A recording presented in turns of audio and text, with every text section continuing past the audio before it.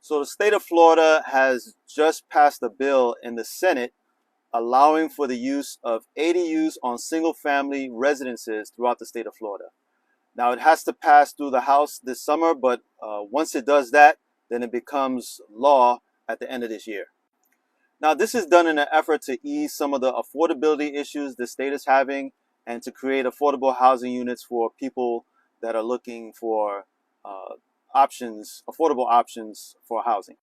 The thing about this bill is that it eliminates a lot of bureaucracy that people have seen in certain counties when they've tried to get ADUs on their property. So, certain counties want you to have permits. They want you to adhere to their zoning restrictions. You have to have, a certain lot size, extra parking to accommodate the extra unit. So what this bill does is it eliminates all of that. It has a specific set of guidelines for every county in Florida. So that way there's no hoops that you have to go through. The guidelines are what the guidelines are for everybody, and it just makes it easier for property owners to add additional units or convert a garage if they want to do that. Now, the only thing is with this bill is you cannot do Airbnb. There are no rentals allowed for less than, you cannot rent your ADU for under 30 days. So that eliminates the use for Airbnb. But you can do midterm rentals. So midterm rentals would not be an issue. And the other thing is for landlords that have rental property, this is great because now if you add an ADU, you can increase your cash flow. And here's an idea that I had that most landlords would probably like.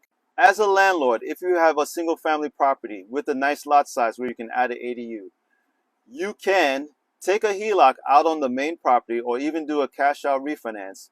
Use that money to buy a container home or a tiny home. You can get a good one that's outfitted, that's built out for $45,000 to $50,000, and have the payment. If you do a HELOC, you can have the cash flow from the ADU cover your HELOC payment and pocket the rest of the cash flow and save it for CapEx or whatever. Or if you do a cash out refinance, you can just pay it outright and then use the funds from the rent to cover the cash out refinance. And then once it's paid off, then it's infinite returns. So let me know what you guys think. Do you think this is great for investors, being able to add an ADU on their lot, increasing cash flow? Or do you think this may create a lot of overcrowding in certain communities and bring an element that may not be desired by a lot of homeowners? Let me know what you think.